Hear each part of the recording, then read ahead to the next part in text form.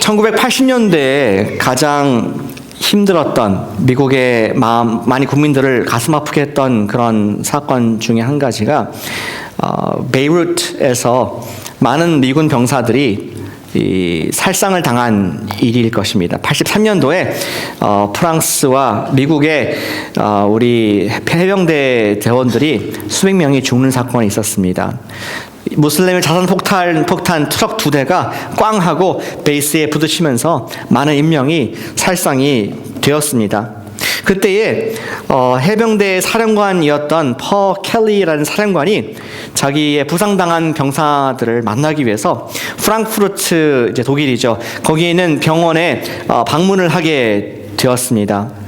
근데 그 병상에 누워있던 한 상병이 있었는데 Corporal Jeffrey Lee Nashton이라는 나슈턴 상병이 그가 아픈가 누워 있었습니다. 기자가 기록하기를 그가 너무나 부상을 많이 당해서 몸에 수백 개의 그런 튜브가 꽂혀 있어서 이 사람이 과연 사람인지 기계인지 알 수 없을 정도로 굉장히 좀 상처투성이와 몸을 움직이지 못하는 그런 연약한 이 모습을 보면서 많은 사람들의 마음을 아프게 했습니다. 그 장면을 해병대 사령관인 퍼 켈리가 지나가면서 보게 됐는데, 나슈턴 상사가 자기 상병이 자기의 몸을 잘 쓰지 못하지만 몸을 꿈틀거리면서 그 사령관 지나갈 때 펜하고 종이를 달라고 몸짓을 해서 단어를 썼습니다. 거기에 한마디 썼습니다. 두 단어를 썼습니다. 뭐로 썼냐? SEMPERFI. 어떻게 읽습니까? 혹시 해병대 출신 계십니까? Semper Fi, Forever Faithful. 영원히 충성입니다. 충성합니다. 이러한 해병대의 구호를 적고 나서 이것을 퍼 켈리에게 주었다고 합니다.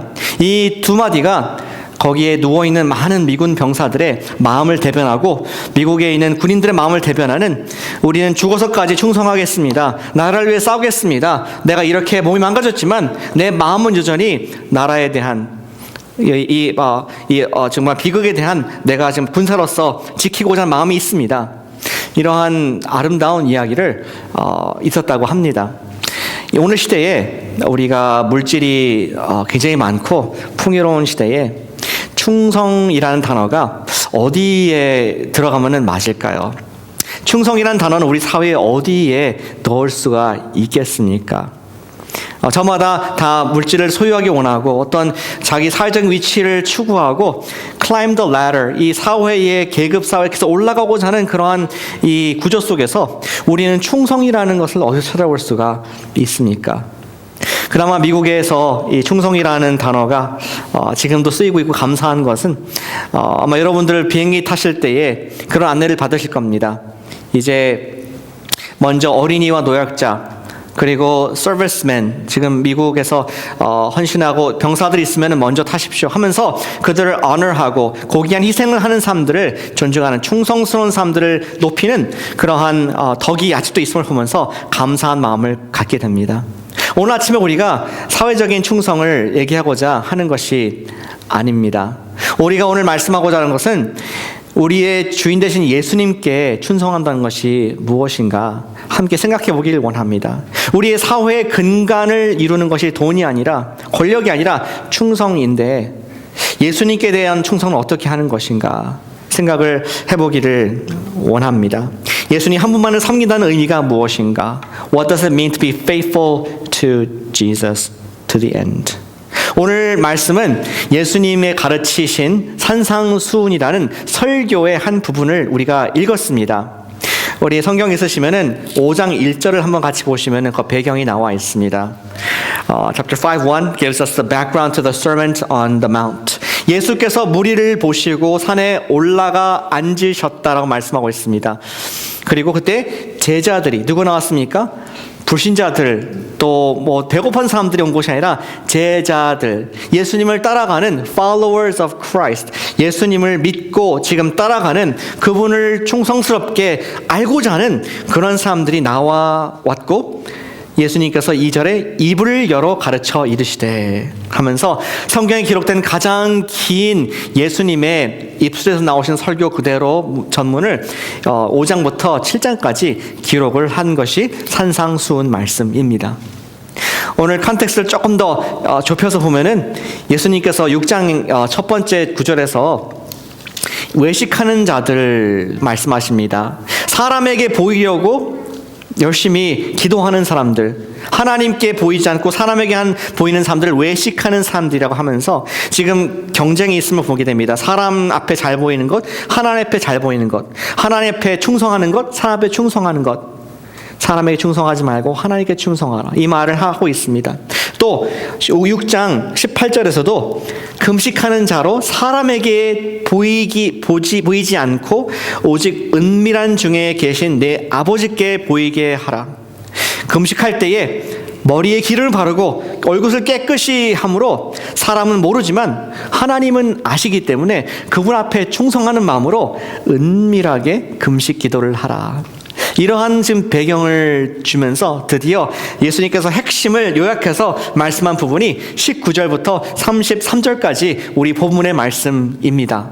우리 읽기는 24절부터 읽었지만 19절부터 함께 성경을 찾아서 보기를 원합니다. 예수님께서는 세 가지 그의 제자들에게 충성된 제자들은 이러한 세 가지 특징이 있다. 예수님을 따라가는 사람들에게는 이 세 가지 특징이 나타난다고 말씀하면서 제자된 저와 여러분들이 예수님을 주님과 구세주로 영접한 우리가 어떠한 모습으로 우리의 충성을 그분께 보일 수 있을까 하는 교훈을 오늘 설교를 통해서 듣게 되리라고 생각됩니다. 세 가지 의미를 예수님께서 적어주셨는데요. 한번 첫 번째 충성의 의미가 무엇인가 따라해 주시겠습니까? 예수님께 보물을 드리자. 성경에 나온 그대로 단어가 참 좋은 것 같습니다. 19절에 보니까 너희에 위하여 보물을 땅에 쌓아두지 말고, 그리고 20절에 보물을 하늘에 쌓아두라 하면서 우리의 보물을 저 높은 곳에 쌓아두라는 말씀을 하고 있습니다. 그래서 보물이라는 말은 잘 쓰지 않죠. 돈, 물질, 시간. 근데 저는 이것이 우리의 돈이 포함되고 시간이 포함되며 우리의 헌신이 포함된 그런 용어로 우리 쓰길 원합니다. 예수님께서 말씀하시기를 우리가 이 세상 살면서 열심히 땅의 것을 위해서, 보물을 위해서 invest, 투자하지 말고 영원한 것들을 투자하라고 말씀을 하십니다. 마치 파이낸셜 어드바이저가 되신 것처럼 그 이유를 우리에게 설명을 해주고 계십니다. 20절에 하늘에 쌓아두면은 좀이나 동록이 해하지 못하며 도둑이 구멍을 뚫지도 못하고 도둑질도 못하느니라. 어떤 아이덴티티 theft 또는 뱅크 어카운트가 어떤 구멍이 나가지고 이런 일이 없고, 우리가 하늘에 투자하는 것은 영원히 기억되고 간직될 것이다. 우리의 주식 투자는 떨어질 수가 있습니다. 우리의 재산, 리얼 에스테이트도 다시 떨어질 수가 있습니다. 그러나 거기에는 변동이 없고 가장 높은 이익을 얻게 된다라는 그런 말씀을 예수님께서 우리 재정적으로 말씀을 하시는 것을 볼 수가 있습니다. 사람에게 상을 받지 않고 하나님께 상을 받으라는 그런 말씀을 하늘에 보물을 쌓아두라는 말씀으로 지금 우리에게 하고 있는 것이죠. 이것이 무슨 의미입니까? 그렇다면 우리가 이 땅에서의 내가 갖고 있는 어카운트, 내가 갖고 있는 재산을 다 팔아버리고 수도원에 들어가서 기도하고 예배하는 것, 또 선행하는 것으로 그냥 그렇게 살아라는 우리에게 주시는 명령입니까? 수도사가 되어서 또는 수녀가 되어서 살라는 명령입니까? 그렇게 보진 않습니다. 예수님께서도 우리에게 물질이 필요한 것을 알고 계셨습니다. 하지만 그분께서 말씀하신 것은 우리의 인생의 투자를 이 땅에만 두지 말라는 것입니다. 우리가 이 땅에 살아가기 위한 그런 보물을 갖고 있어야 됩니다. 가족을 부양해야 되고 또 우리의 미래를 위해서 투자할 필요가 있지만 더 큰 상급이 있음을 잊지 말면서 하늘에 우리의 마음을 투자하고 그곳에 계속 인베스트를 하라는 지금 말씀을 하고 있는 것이죠. 이 세상에서 필요한 만큼 투자합니다. 그러나 이 세상의 투자가 인생의 목적이 되어버린다면 우리는 영원한 것들에 대한 중요성과 그것에 대한 마음을 잃어버리게 된다는 말씀을 지금 산상수훈에서 하고 계신 것입니다. 마치 아브라함의 조카 롯이 그랬듯이, 롯은 어떤 사람이었습니까? 하나님을 경외하는 사람이었습니다. 하나님을 예배하는 사람이었습니다. 하나님에게 제사하는 사람이었습니다. 그러나 그가 소돔과 고모라는 땅에 눈이 뒤집혀가지고 거기에 올인했을 때 자기의 재산, 자기의 집, 자기의 가족을 그곳에 뿌리를 깊이 내렸을 때에 그는 결국 하나님의 더 영원한 상급이 있음을 잊어버리면서 나중에 소돔과 고모라가 이제 심판을 받을 때 모든 것을 잃어버리는 연약함을 보이게 됩니다. 그러나 또 다른 사람 모세는 조금 달랐습니다. 그의 이야기를 한번 읽어보길 원합니다. 히브리서 11장 24절 말씀인데 제가 읽어보겠습니다. 눈으로 한번 같이 읽어주시죠. 믿음으로 모세는 장성하여 바로의 공주의 아들이라 칭함받기를 거절했다.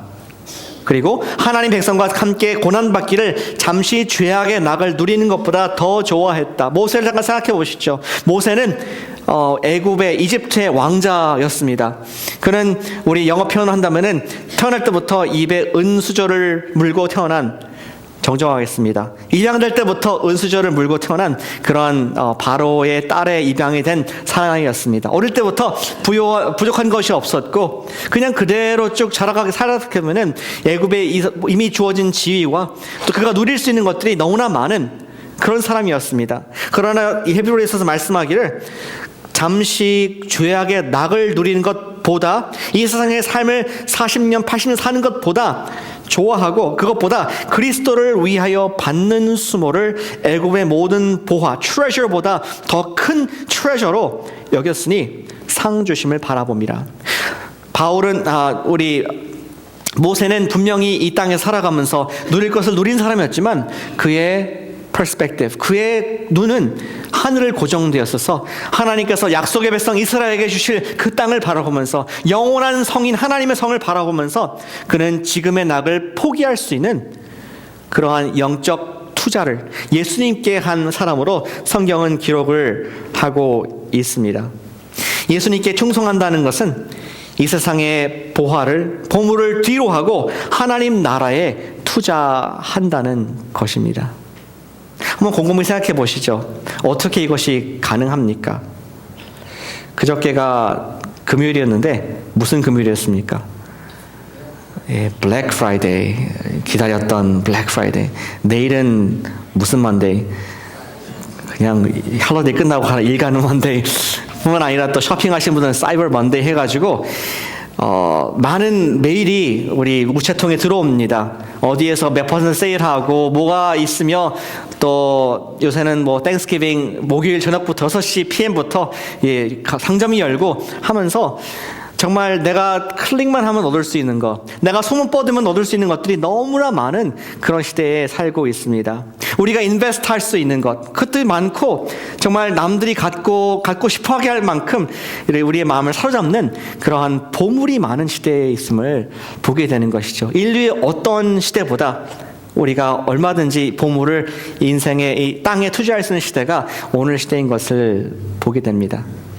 저도 모르게 저도 웹사이트에 들어가 있더라고요. 금요일날 저도 모르게 메일을 받고 또 클릭해서 들어가 있는 모습 보면서 나는 전혀 1시간 전까지 생각하지 않았던 물건 내가 왜 보고 있을까, 그런 생각을 하면서 조금 경각심을 갖게 되었습니다. 이렇게 우리가 보이는 것이 너무 많고 갖고 싶은 것이 많은, 보물이 많은 이 시대에 어떻게 보이지 않은 하나님 나라에 투자를 할 수가 있겠습니까?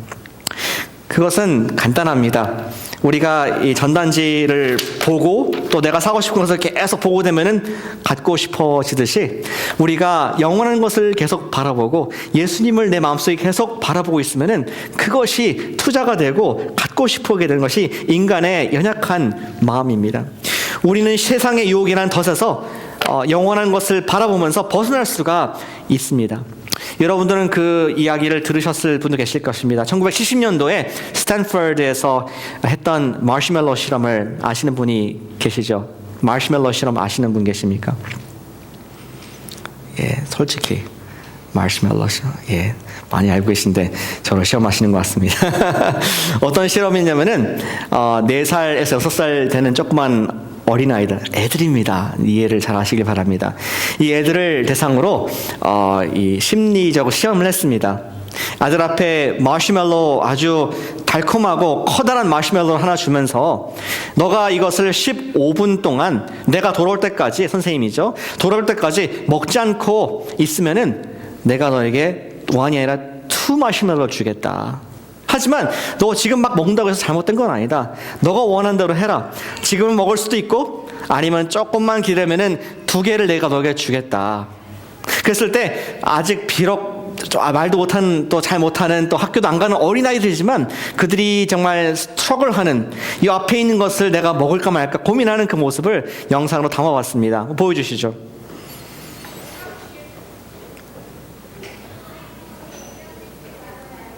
소리가 다시 보여주시겠습니까? 소리가 아직 안 나오고 있습니다. 네, 됐습니다. 물론 좀 우스갯스러운 소리이긴 하지만 우리의 인간의 본성이 그렇다는 겁니다. 당장에 이익이 있으면은 어떤 아이들은 그것을 참지 못하고 바로 그냥 확 먹어버리는 아이들이 있고, 또 어떤 애들은 조금 더 디스플린 돼가지고 더 뒤에 더 좋은 것이 있음을 바라보면서 이렇게 참는 그런 마음이 있음을 이렇게 영상으로 담게, 실험으로 담게 되었습니다. 예수님께 충성한다는 것은 그러한 것입니다. 지금 내가 누릴 수 있는 것이 주님께서 여러분들에게 주신 것들이 있습니다. 그러나 내가 당장에 마시멜로 하나를 먹는 것이 아니라 영원한 마시멜로 2개가 있음을 바라보면서 참을 수 있는 것, 기다릴 수 있는 것, 잠시의 낙을 미룬다는 것이 바로 충성한다는 의미가 될 것입니다. 지금은 참는다는 것입니다. 우리가 어떻게 참을 수 있습니까? 때로는 금식과 절제와 금욕을 통해서 세상에 눈을 감을 때 가능합니다. 우리 너무나 약한 존재이기 때문에 보이는 것, 내가 원하는 것 너무나 잡기를 원하지만 우리가 그것을, 내 마음을 사로잡고 있다면은, 내가 영원한 것을 바라보지 못하도록 이것이 내 눈앞에 바로 있어서 나를 방해한다면은, 영적 훈련, 우리 스피리추얼 디스플린을 통하여서 금식, 기도, 또 예배, 이런 것을 통해서 이 이후에 있는 2개의 마시멜로를 볼 수 있는 눈이 예수님께 충성하는 사람들에게 있음을 믿으시길 바랍니다. 그것이 예수님께서 말씀하시는 하나님 나라의 귀한 원리입니다. 저는 지난주에 여러분께서 감사 헌금을 드리신 것을 보았습니다. 여러분께서 야채를 헌물하시고, 또 어떤 분들께서는 야채를 가지고 직접 우리 여성들에게 가져가서 그들을 위해서 기도해주고 눈물 흘려주고 어깨를 두드려주는 모습을 보았습니다. 또 여러분들 아이들과 함께 슈박스를 45개를 제작하면서 알지 못하는, 얼굴도 모르는, 이름도 모르는, 어디로 가는지 잘 모르지만 우리 하나님 나라의 복음을 위해서 선교지로 보내시는 여러분들의 그 사랑의 모습을 보게 되었습니다. 그것은 여러분들에게 아무런 베네핏이 없음을 다시 한번 말씀을 드립니다. 우리의 투자, 시간, 물질을 하나님 나라에 두는 여러분들의 하나님 나라의 그런 스트래티지인 것을 저는 믿습니다. 우리 예수님을 따른다는 것은 무엇입니까?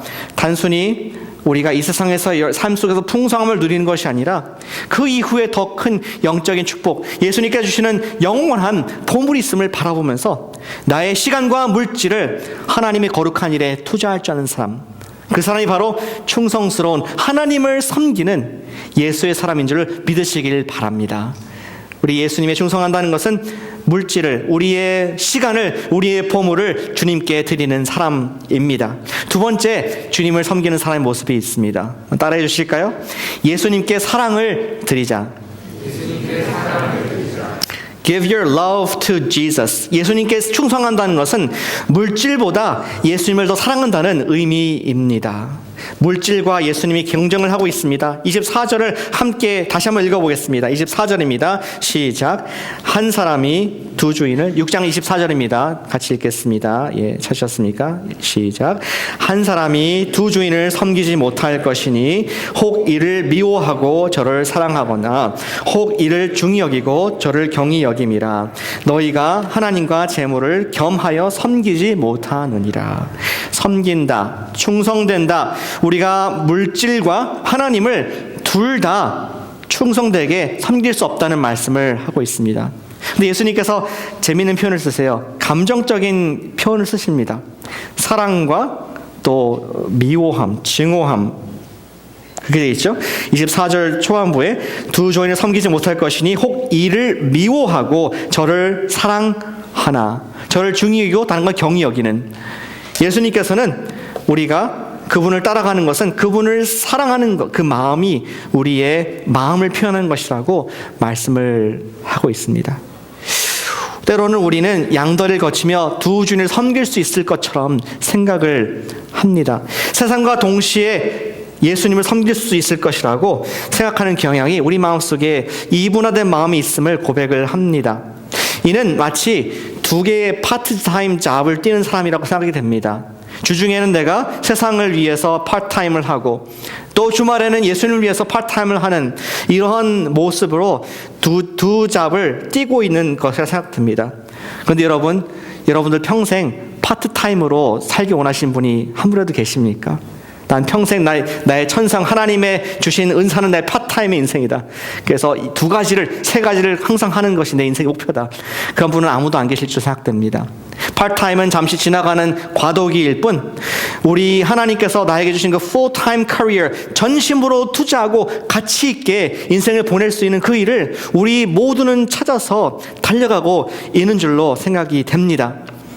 예수님께서도 우리에게 두 주인을 섬길 수 없다 이렇게 말씀하신 것은 세상의 시간을 보내고 하나님 적당한 시간을 보내고 이러한 미지근한 모습으로 살 수 없다는 말씀을 하고 계신 것이죠.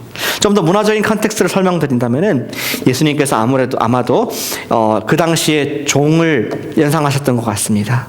내가 A라는 집에 소속된 종이면은 평생 그 집에서 내가 섬기는 그런 종입니다. 옆에 있는 옆집의 이웃을 내가 섬기는 그런 파트타임으로 섬길 수 있는 것이 불가능한 것입니다. 종이라는 단어의 그러한 의미 자체가 내가 누구에게 묶여있다, 한 사람에게 묶여있다는 것이지 양쪽으로 내가 왔다 갔다 하면서 할 수 있는 것이 아닌 것을 예수님께서 말씀하시면서 우리의 궁극적으로 우리의 사랑을 예수님께만 드리는 사람이 예수님의 제자이고 충성된 자이다, 그렇게 말씀을 하고 계십니다.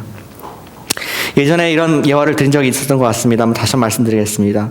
만약에 제가 제 아내에게, 만약이 아니라 사실 이렇게 하고 있습니다. 당신을 너무너무 사랑한다, 너무 사랑하기 때문에 내가 죽고 또 부활할 거기 때문에 부활해서 당신과 또다시 사랑에 빠지고 싶다. 그리고 지금 같은 아이를 똑같이 또 낳고 또 이 인생을 두 번, 세 번이라도 당신과 한번 살고 싶다. 당신 나의 사랑의 첫 자리에 있다. 이런 얘기를 한다면 제 아내가 어떤 반응을 보이겠습니까? 말은 잘하네. 뭐 그런 반응과 함께 좀 멋쩍으니까 굉장히 좋아할 것 같습니다. 그리고 이제 이어서 말합니다. 일단 내가 당신을 사랑하는 그 의심 없는 마음을 내가 진심으로 적어서 기록할 만큼 전생 여러 생에 살더라도 당신을 사랑하는 마음 알았으니까 고백하는데, 내가 대학교 때 미스 O라고 좀 잠깐 사귀었었는데 2년 동안 내가 두 번째로 사랑하는 여자야. 지금도 가끔 생각하는데 당신하고는 비교가 안 돼.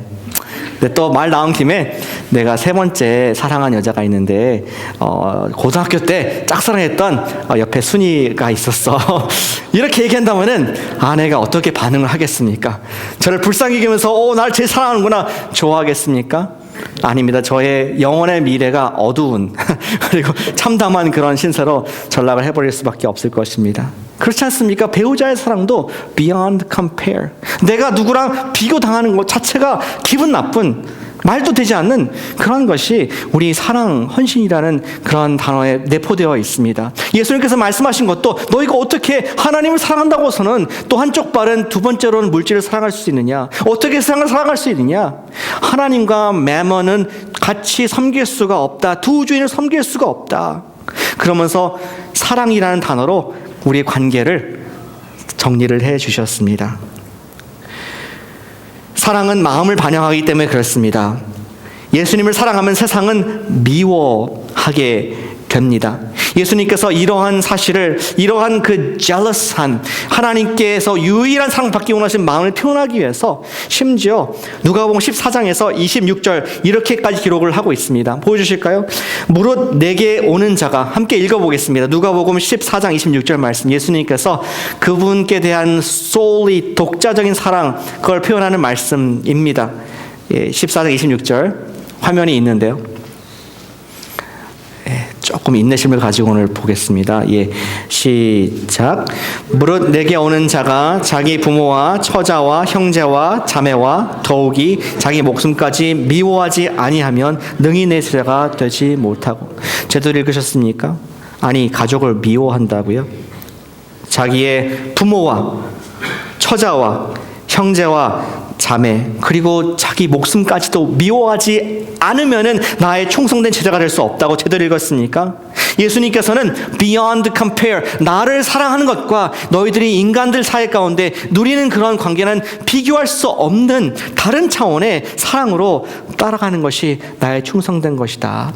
이 말씀을 하고 있습니다. 왜 그렇습니까? 예수님께서 그의 영원을 버리시고 이 땅에 오셔서 우리의 모든 죄를 사해주기 위해서 자기의 생명을 미워하면서 우리를 사랑하셨기 때문에 예수님께서도 나와 같이 사랑을 하자, 사랑에 빠지자, 내가 너를 너무나 사랑한다.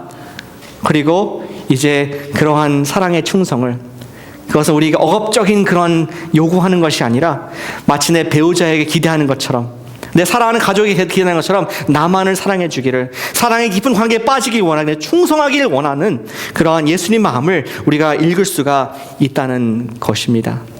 오늘날 결혼 생활에서 faithfulness라는 단어가 참으로 어려운 단어로 다가오게 됩니다.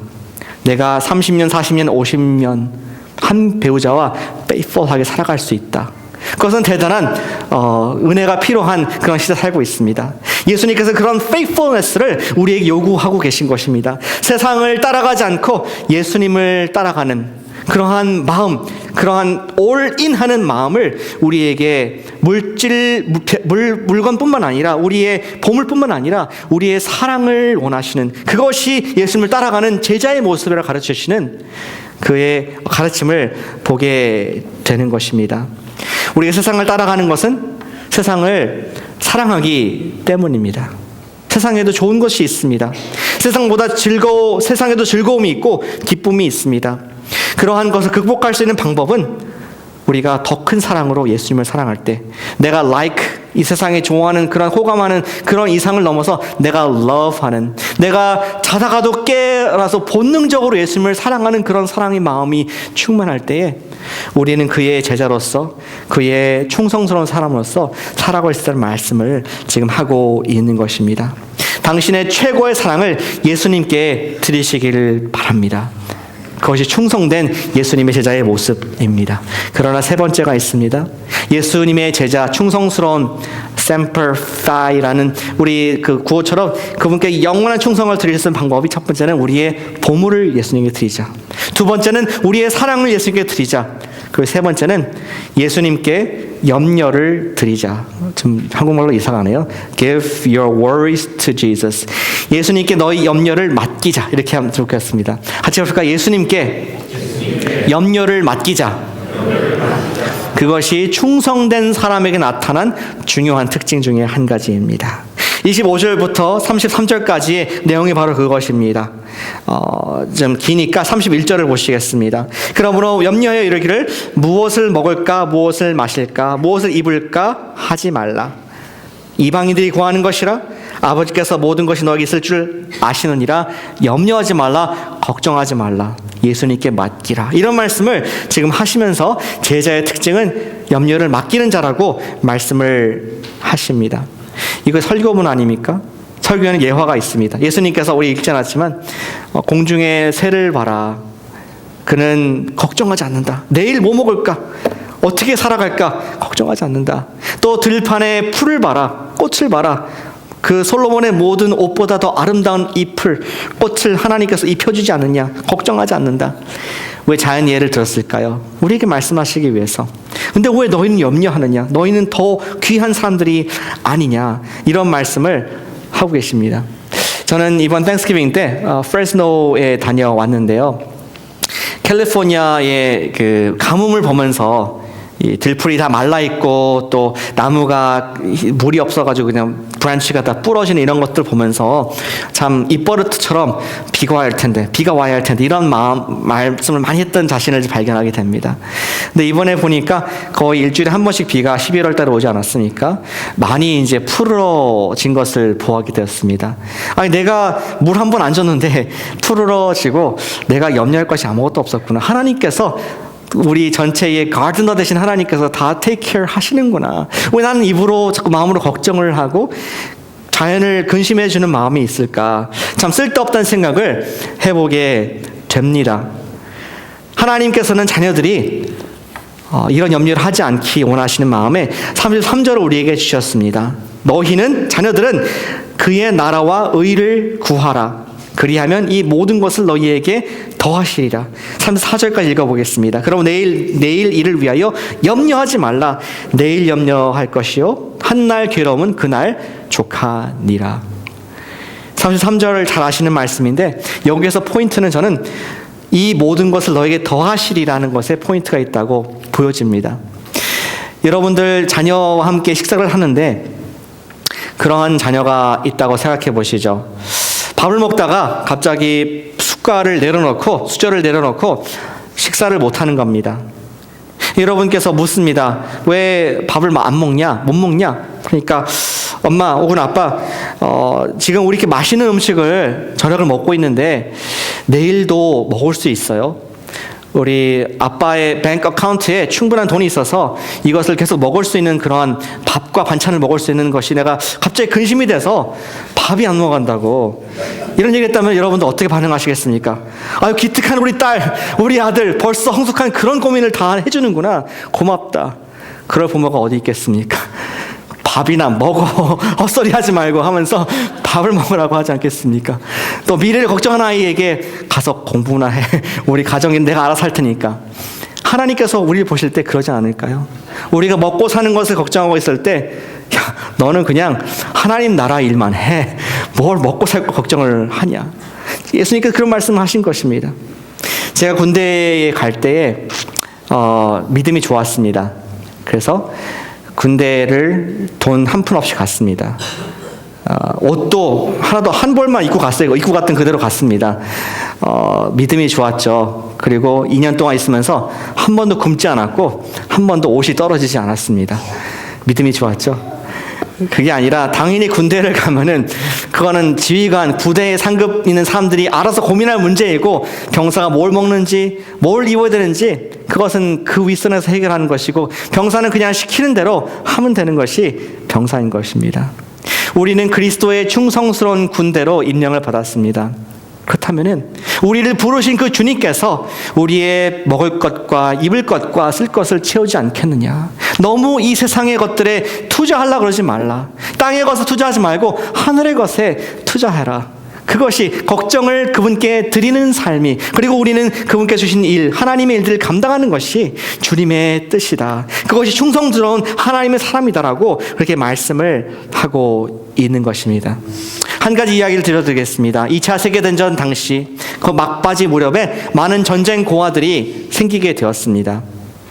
그리고 연합군이 이제 그 고아들을 돕기 위해서 큰 천막을 세우게 됐고 거기에 고아를 위한 간이 침대를 쫙 수십 개, 수백 개를 놓고 아이들을 케어했습니다. 근데 이 아이들이 밤에 잠을 못 자는 거예요. 들어보니까 걱정이 되고 두려워서 잠을 못 자는 것이었습니다. 그래서 심리학자에게 상담을 해서 어떻게 이 아이들 도울까 했을 때 그 심리학자가 그렇게 얘기를 했습니다. 밤마다 이 침대 사이로 지나가면서 우리 병사들께서 아이들의 손에 빵을 하나씩 쥐어주라고 그렇게 자라고 했습니다. 근데 정말 그렇게 한 결과 이 아이들이 밤에 잠을 잘 잔 것이었습니다. 왜 그랬을까요? 무슨 이유였을까요?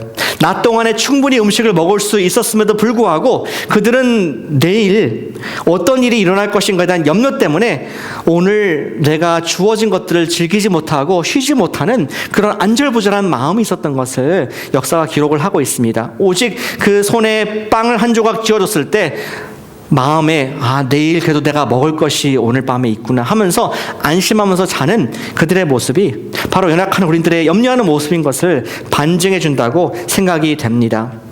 하나님께서는 빵 한 조각을 우리 모두의 손에 쥐어 주셨다고 저는 생각합니다. 그 작은 빵 한 조각은 바로 빌립보서 4장 19절 말씀입니다. 우리 한번 같이 읽어보실까요? 빌립보서 4장 19절 말씀을 우리 믿음으로 한번 읽어보겠습니다. 시작. 나의 하나님이 그리스도 예수 안에서 영광 가운데 그 풍성한 대로 너의 쓸 것을 채우시리라. 아멘. 주님께서는 우리의 모든 쓸 것을 채우실 것이라고 약속해 주셨습니다. 저는 이 말씀을 개인적으로 체험을 했습니다. 주님께서 약속의 말씀을 손에 쥐어주시면서 염려하지 말라, 두려워하지 말라, 함께하겠다. 그리고 우리에게 요구하시는 것은 일편당심의 single-mindedness, 충성된, 세상과 왔다 갔다 하지 말고 그분께만 집중하는 그러한 충성의 모습을 보이기를 원하시는 하나님의 마음을 우리는 보게 됩니다.